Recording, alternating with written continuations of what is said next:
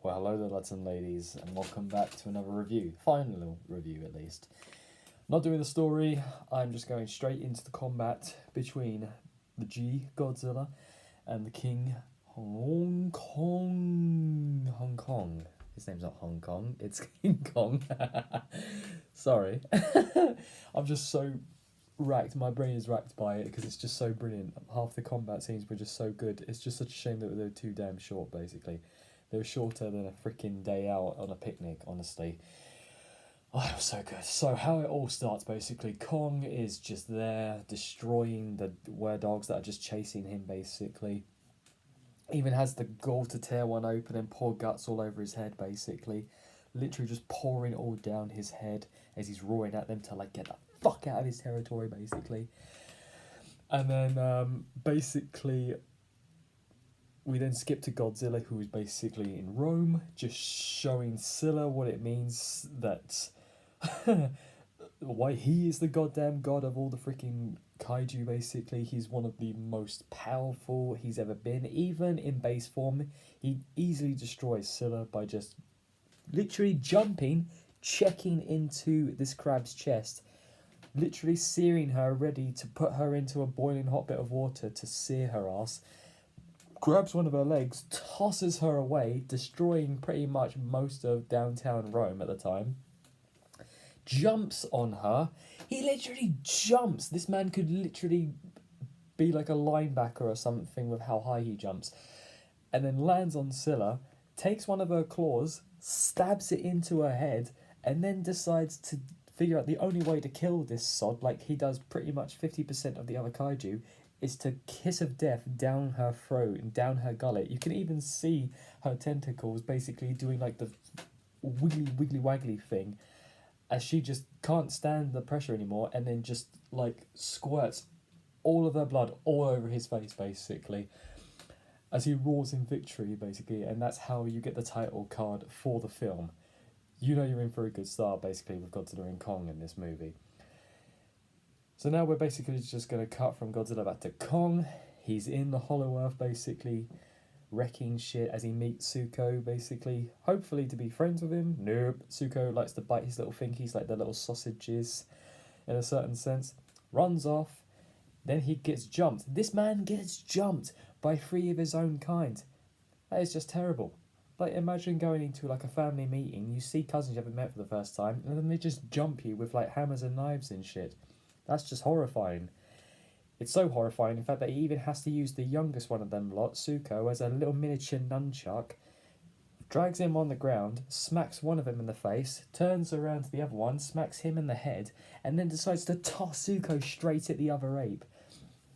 And not only after he's done with that, he then starts ground pounding this one ape, tosses another one off, but then realises, oh no, I don't want my KD to get higher, so he goes to grab him, pulls him up, because Kong's such a nice guy, basically. You know what we find out about nice guys? They finish last in a certain sense. Because literally the next thing this ape does is grab a knife to try and stab my boy Kong, but he's like, nah, fuck that shit. Gets some Sparta shit going for himself. Literally kicks him off the cliff by shouting, "This is Hollow Earth, bitch!" Pota! Sends him off. And the other one realises he's on his own, so he has to fuck off. And then it turns into some Looney Tunes shit where Kong just picks up a boulder and tosses it at him. It literally sails for fucking miles before landing on his head. How he's not dead, I don't know. That should have killed him. Like, that is a large-ass boulder. And then later on, he picks up Suko, throws him to the ground, and he's like, "You're gonna take me straight to where the hell you came from, you little shit." And then he kind of spits back at him to basically say, like, "Well, no, I'm not, because screw you." And it's like, I'm the one with the power here. I just took out 3 of your boys. You're going to show me where to freaking go, you little shit. Even to the point when little Suko has to be the sneaky little shit and bring Kong to this little lake.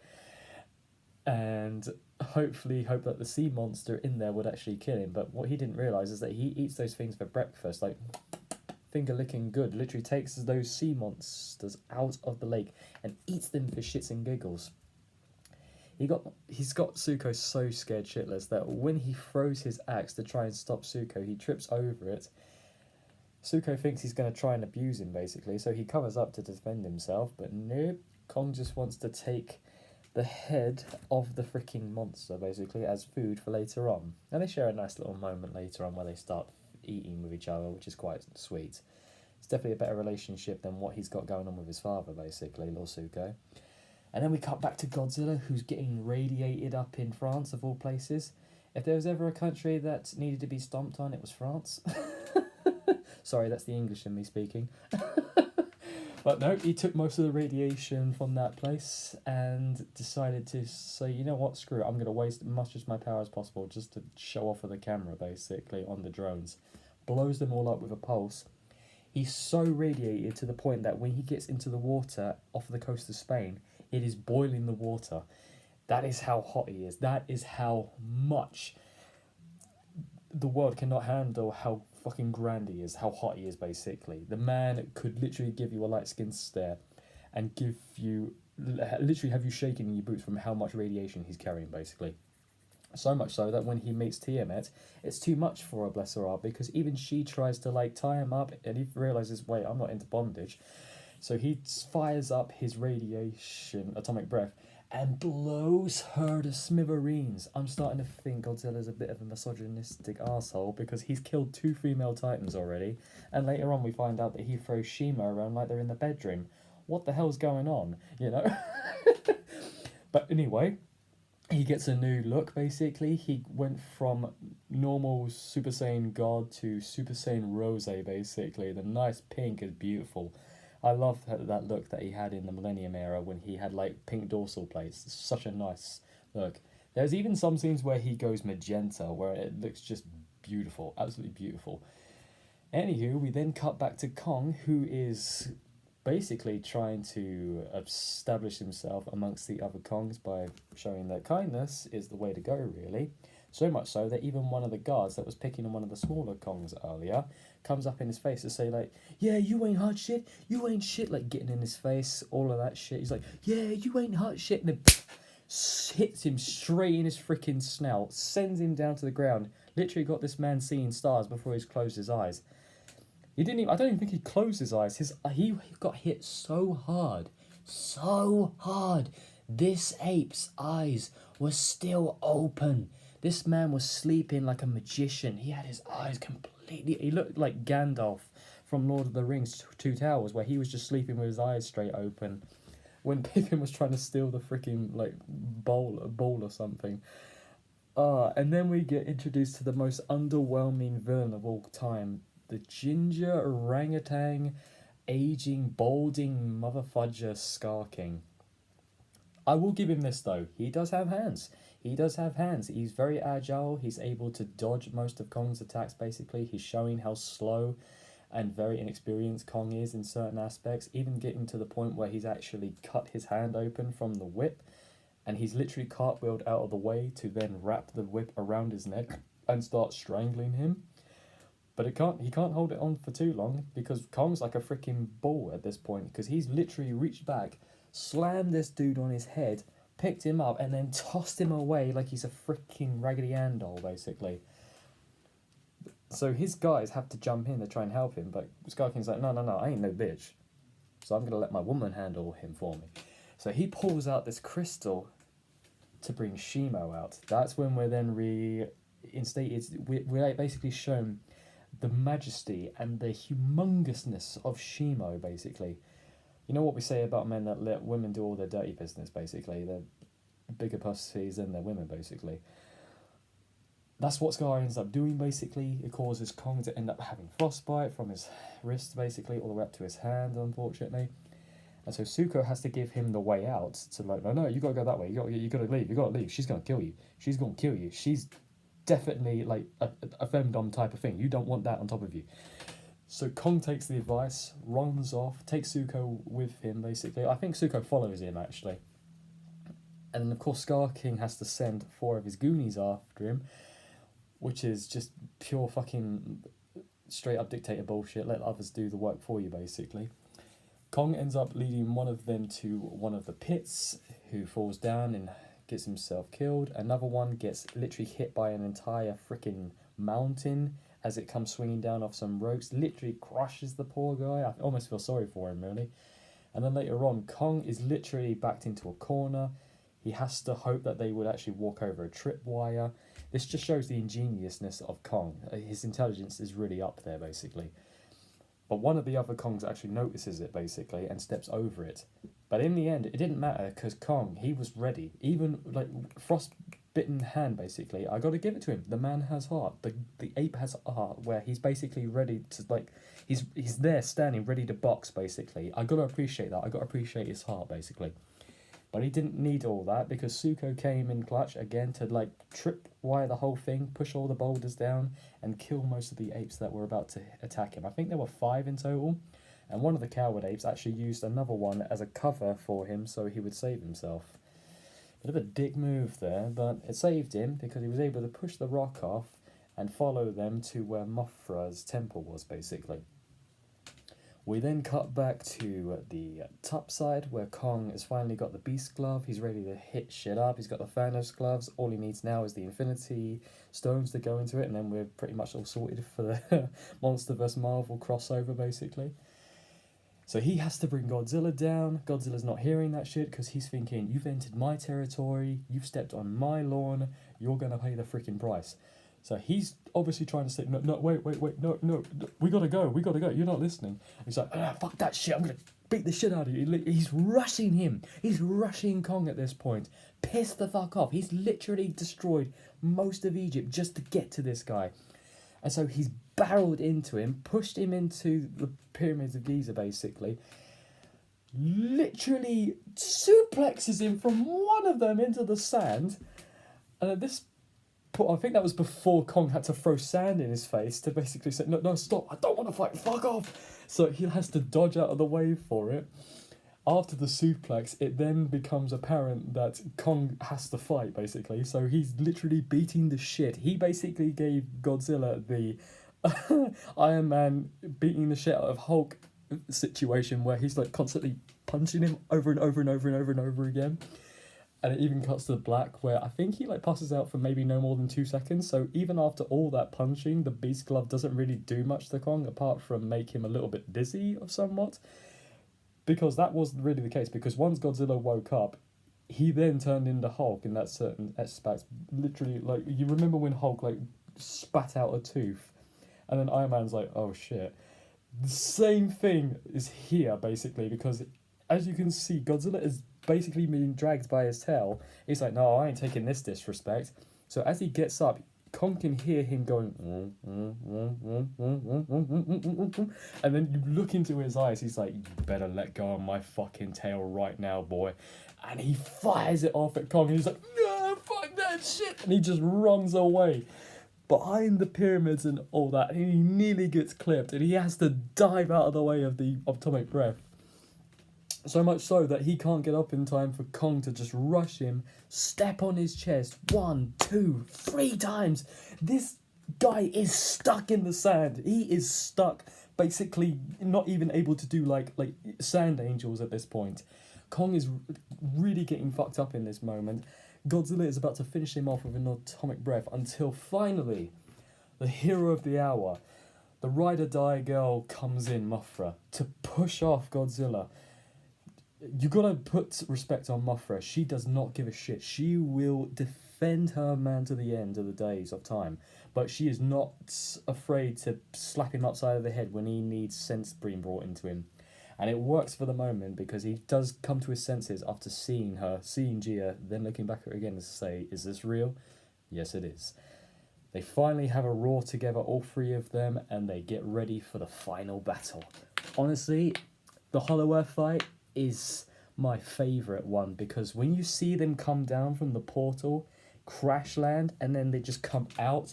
I love the way Godzilla just comes out of the ground, claws the floor, and then just continues to run. And you've got Kong behind him as well, like, yeah, I got you, I'm backing you up, don't worry, man. You've also got Scar King riding Shimo, like, what is this disrespect Shimo's going through? This is just atrocious, this type of disrespect.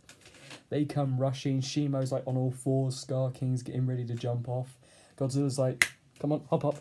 Kong's taking the advantage there, hops off, getting ready for a punch. Scar King comes in with an axe, Shimo comes in with her claws, and Godzilla is like really ready to go into it, really. There's this lovely close-up where you see Godzilla's face, Shimo's face, Scar King's face, and then Kong's face as they're about to hit each other. It's literally going to turn into like one of those memes where it's just like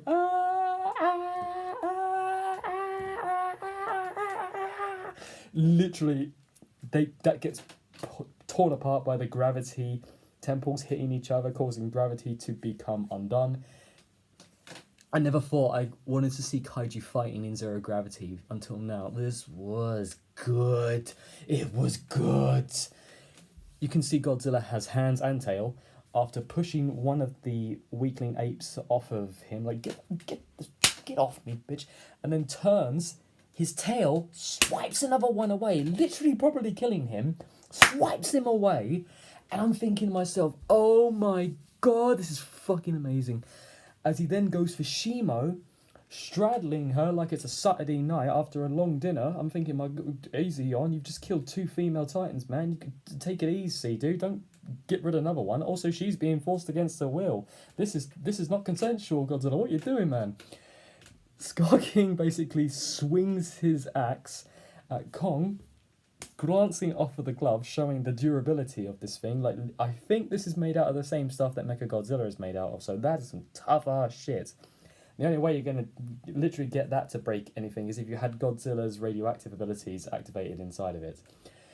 Shimo then freezes Godzilla a little bit after Mothra comes in to save the humans from an ape that comes in. She literally 1 shot, 2 shot, 3 shots apes, wrapping them up in silk on boulders. They're probably dead once the gravity turned off, like especially the one that's connected to a rock. That one is fucking dead. She comes in, saves her man by flashing Shimo, literally blowing wind in her face. He breaks out of the ice and just starts swimming towards, like literally swimming in midair towards Shimo and crashes into her. So good, so good. And then gravity literally comes into play, falling down all the way. Somehow they all land in the portal apart from Suko, who's currently pushing off the arsehole ape who basically survived the encounter with them before, basically, but not this time. Suko kicks him straight in the face and he lets gravity do the rest for him. They all fall through the portal, they land in Rio de Janeiro, and then the final fight commences, basically. You got Godzilla knocking Shimo off of her feet, you got Kong coming in and smacking Scar King right in his fucking face as he spits out a tooth. You got Kong smirking there as well. Fantastic stuff. This fight is just peak, because everyone had hands. Everyone had hands in this fight. You had situations where Godzilla was basically defending Kong from Shimo after she was constantly firing that frostbitten shit at his beast glove. Constantly, he's holding her down. He's holding her down like Captain America at this point without a shield, basically. Holding that shit down. So Godzilla has to come in and swipe her away, basically. So Kong can basically get the opportunity to get the magical crystal that is controlling Shimo. He dives for it, and obviously Scar King has to dive after him. This is after like the whole debacle with Godzilla basically trying to blast him. He even does like a T-pose thing where he then fires off a radioactive beam towards him. Oh, so good, so good. So while they're wrestling on the ground, basically, little Suko comes in with the axe after figuring out that Kong had left it behind in Hollow Earth. So he takes the axe, hops up, comes over like a bloody G, and then slams on the crystal, blowing everyone away, waking Shimo up at that moment as well. Kong's basically pissed off at this point, and so Scar King. Scar King takes Suko, getting ready to choke this little shit out for the rest of his days. Kong comes in and smacks him in the kisser, possibly knocking out another K9 and 4 more to go with it, basically. Godzilla then has to scream at Shimo, "Woman, kill him! Freeze him! Freeze his ass!" And she freezes him. There's even a situation where this man is still alive. So he is still alive after feeling the full brunt of Kong's entire body just throwing into the ground, slamming on him and screaming at his dead, deceased corpse. And then it all ends where Godzilla basically has a look of superiority as he fires off his atomic beam into the sky, clearing the entire beam that Shimo set out for the next ice age. Peak cinema. Peak. And then he gets the opportunity to go back to Rome and sleep in the Colosseum. And do you know why he does that? Because the architecture there reminds him of his old home down in where he used to live in King of the Monsters. That's quite touching. And we then cut to the ending where Shimo is treated more like a pet, if you ask me, rather than an equal in a certain situation, because they're still riding her all the way back into the Hollow Earth, basically. They're kind of like riding her. I'm thinking to myself, okay, maybe she's just letting you do that because you freed her from a satanical ruler in a certain sense, but no, I feel like Shima would have a little bit more respect for herself and not let people ride her after all that shit, you know? Like, she shouldn't be that easy, you know? But happy ending, everyone roars, everyone's happy, everyone's free. And that is Godzilla X Kong, honestly. It's such a good film. I know, there are some bits in it that really don't make sense and all that, but it's not meant to. It's meant to be fun. It's meant to be about brawling kaijus, beating the shit out of each other. Just the 4-on-4 action between Shimo, Scott King, and Kong and Godzilla was something for the ages, especially in Zero Gravity. That Zero Gravity fight was peak cinema. That was peak kaiju cinema. That was up there when I saw King Ghidorah get bodied. It was one of the best fights in Destroy All Monsters. Like, it was one of the most boring films to watch until the ending, where everyone just came together and just thought, sod it, this is the last film we're going to do for the Showa era, in their minds when they thought about it the first time. So they just had let loose on Ghidorah's suit, basically just destroyed the living shit out of it, even to the point where Gorosaurus basically drop kicked him and broke his back. And even little Melina got one in, like, with a little ring smoke around his neck, the middle one killing him, basically. That is peak cinema. I'm so glad Anne Wingard is basically bringing, like, that old Showa era of funness back to it, basically. But yeah, that was my third and final quick rundown of the review of the fights, basically. I hope you all enjoyed it. I certainly did. That will probably be my last time I go and see this film. I will definitely be getting it when it comes out on DVD. It's definitely worth the watch. Hopefully the sequel will come out maybe sometime in 2027, just in time for the next Rugby World Cup, I believe. Lovely for me. But hey, if it comes out any later, then I don't mind. The longer you take on it, the better the film becomes, basically. And it is going to be Godzilla focused. And that is what I want to see, because we have not had one Godzilla focus since King of the Monsters. And in King of the Monsters, we had very little of him, basically. We had very little screen time. So hopefully we can have one that Kong had, like with the same amount of screen time Kong had, but with Godzilla. Because I want to see a little bit more of the backstory of Godzilla and more kaiju fights and more peak hard-ass fighting from Godzilla. Because in this film, Godzilla was a god. He put God back in that name. After King of the Monsters, after getting bodied by Ghidorah quite a few times, basically. He really put God back in his name in this film. It was so good. Alright. With that, lads and ladies, thank you ever so much for watching, and I will see you in whatever I next do around here. Take care, my friends.